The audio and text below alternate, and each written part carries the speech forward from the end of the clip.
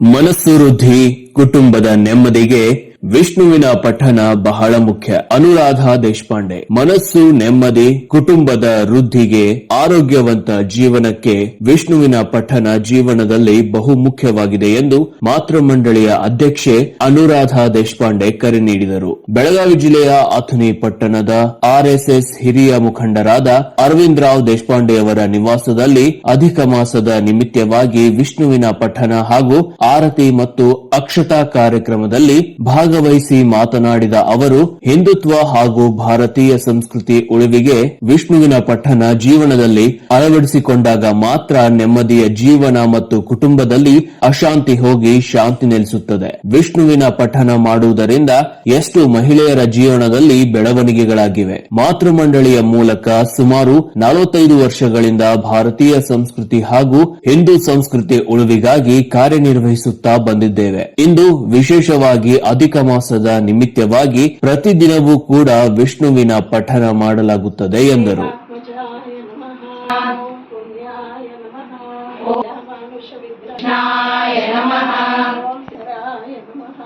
ಓಂ ಕೃಷ್ಣಾಯ ನಮಃ. ಕೃಷ್ಣಾಯ ನಮಃ. ಓಂ ಸಚ್ಚಿದಾನಂದ ವಿಗ್ರಹಾಯ ನಮಃ. ಅನೀತ ವಿದಿಕ್ತಾಂಗಾಯ ನಮಃ. ಓಂ ಶ್ರೀ ಕೃಷ್ಣಾಯ ನಮಃ.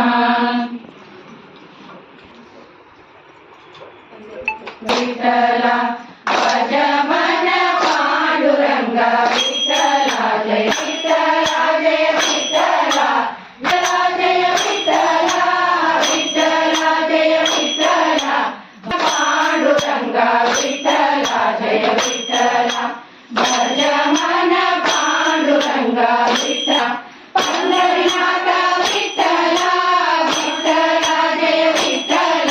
ಸುಮಾರು 45 ವರ್ಷದಿಂದ ನಮ್ಮ ಮಾತೃಮಂಡಳ ಸಂಸ್ಥೆ ನಡೆದದ. ಈ ಸಂಸ್ಥೆ ಮೂಲಕ ನಾವು ಹಿಂದೂ ಸಂಸ್ಕೃತಿ, ಸನಾತನ ಧರ್ಮ, ಸಂಸ್ಕಾರ ಈ ಎಲ್ಲ ಥರ ಪ್ರಚಾರ ಆಗಲಿ ಅಂತ ನಮ್ಮದು ಎಲ್ಲರದು ಇಚ್ಛೆ ಅದ. ಮನೆ ಒಳಗೆ ಒಂದು ತಾಯಿ ಸುಶಿಕ್ಷಿತ ಆದ್ರೆ, ಒಂದು ತಾಯಿ ಎಲ್ಲ ಕಲ್ತ್ಕೊಂಡ್ರೆ ಆಕೆ ಮನೆಯೇ ಇಡೀ ಒಂದು ಸುಧಾರಿಸಬಹುದು ಅನ್ನೋ ಕಲ್ಪನೆಯಿಂದ ಈ ಮಾತೃಮಂಡಳವನ್ನು ನಾವು ಶುರು ಮಾಡೀವಿ. ಆ ಮೂಲಕ ನಾವು ಪ್ರತಿ ಏಕಾದಶಿಗೆ ಭಗವದ್ಗೀತಾ ಪಠಣ ಮಾಡ್ತೀವಿ. ಮತ್ತು ಅಧಿಕ ಮಾಸದೊಳಗೆ ವಿಶೇಷವಾಗಿ ಪುರುಷೋತ್ತಮ ಮಾಸ ಅಂಥೇಳಿ ವಿಷ್ಣುವಿನ ಪೂಜೆ, ಕೃಷ್ಣನ ಪೂಜೆ ಮತ್ತು ಈ ವರ್ಷ ನಾವು ವಿಷ್ಣು ಸಹಸ್ರನಾಮ ಪಠಣ ಮಾಡೀವಿ.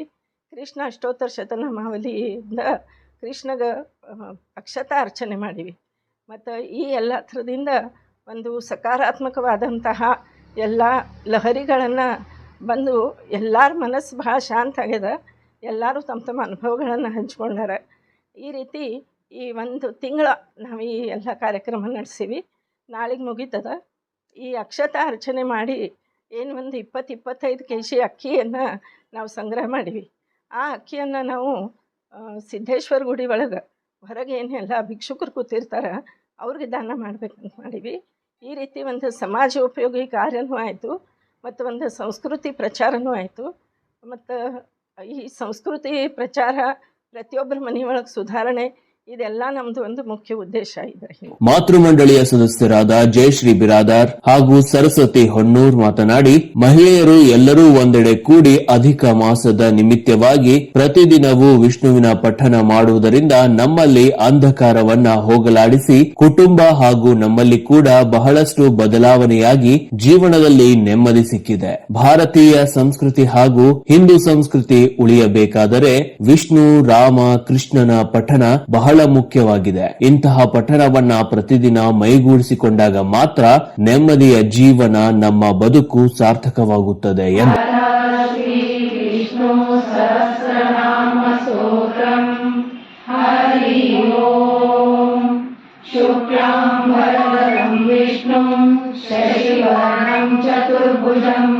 ಪ್ರಸನ್ನವದನಂ ಧ್ಯಾಯೇತ್ ಸರ್ವವಿಘ್ನೋಪಶಾಂತಯೇ.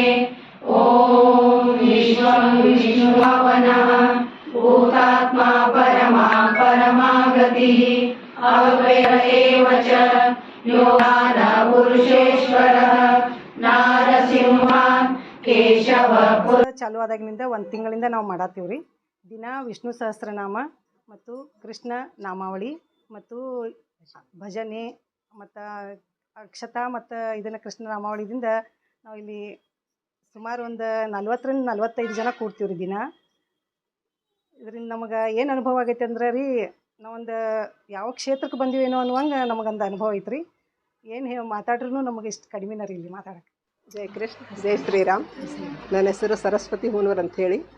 ನಾ ವೈನಿಯವ್ರ ಮನೆಗೆ ಬರ್ಲಿಕ್ಕೆ 25 ವರ್ಷ ಆತ್ರಿ. ನಾವು ಮಾತೃಮಂಡಳದ ಸದಸ್ಯ. ನಾನು 25 ವರ್ಷದಿಂದ ಬರ್ತೀನಿ ಇಲ್ಲಿ. ಏಕಾದಶಿ ಮಾಡ್ತೀವಿ ರೀ, ಹಾಡು ಭಜನೆ. ಅದರಿಂದ ನಮಗೆ ಭಯಂಕರ ನೆಮ್ಮದಿ, ಖುಷಿ ರೀ. ನಾವು ಈ 15 ದಿವಸ ಏನು ಮಾಡಿ ಹೋಗಿರ್ತೀವಿ ಅದು 1 ತಿಂಗಳಾನ್ಗಟ್ಲೆ ನಾವು ಅದರೊಳಗನೆ ನಾವು ತನ್ಮಯ ಆಗಿಬಿಟ್ಟಿರ್ತೀವಿ. ಅಷ್ಟು ನಮ್ಗೆ ಖುಷಿ ಆಕೈತ್ರಿ.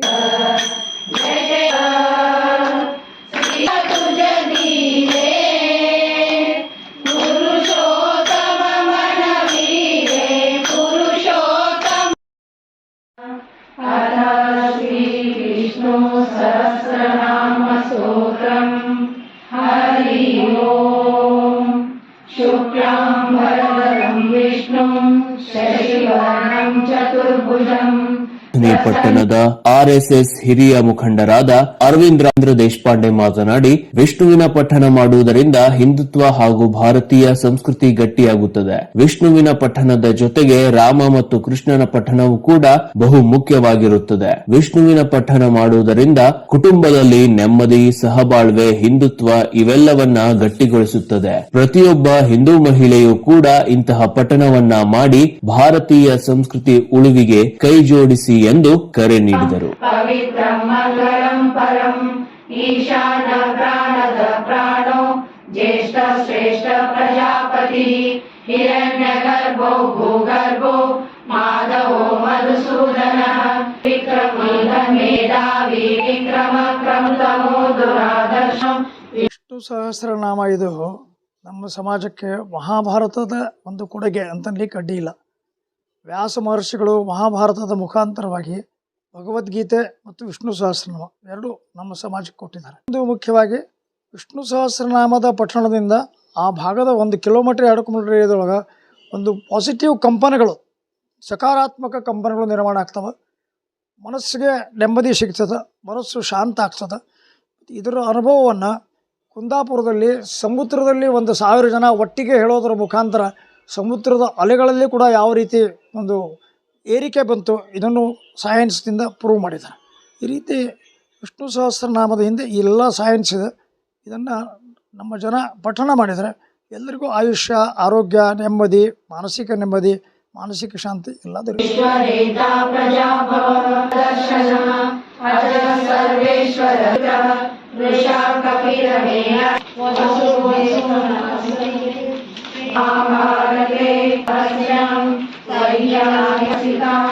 अनुशासनिके परसंवादे श्रीमत्स्तोत्रम्. हरि ओम् तत्सत्. जय जय अधिक मास महिमा, जय जय मास उपोषण, जय जय अधिक लाभ मास, जय जय अधिक मास. ಇದೇ ಸಮಯದಲ್ಲಿ ಮಾತೃಮಂಡಳಿಯ ಎಲ್ಲಾ ಮಹಿಳಾ ಸದಸ್ಯರು ಸೇರಿದಂತೆ ಅನೇಕರು ಉಪಸ್ಥಿತರಿದ್ದರು. ವರದಿ ಸತೀಶ್ ಕೋಳಿ, ನ್ಯೂಸ್ ಫಾಸ್ಟ್ ಕನ್ನಡ, ಅಥಣಿ.